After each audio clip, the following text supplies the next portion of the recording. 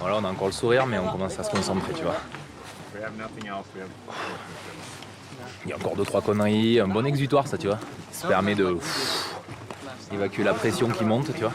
Ce qu'il faut, hein, si t'as pas de pression, c'est que tu vas dans le mur aussi, tu vois. Si t'as pas un petit peu peur, un peu les fouettes, un peu de pression, pas bon. Comme Vincent, tous s'apprêtent à accomplir le plus vieux rêve de l'homme, voler de ses propres ailes.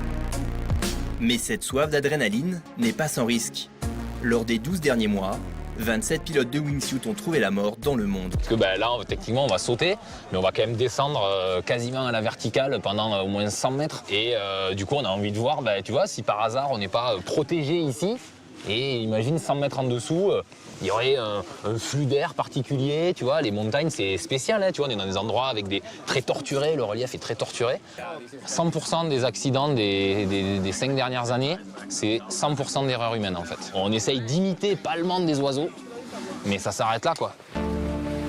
Seule façon pour ces hommes volants d'atterrir, un parachute qu'ils portent dans le dos.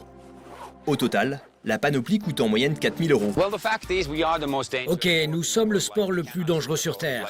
On ne peut pas le nier. C'est dangereux de sauter d'une montagne avec un parachute. Et il n'y a pas de garantie. C'est comme à la naissance de la Formule 1. Vous pouvez être le meilleur pilote, le risque existe toujours.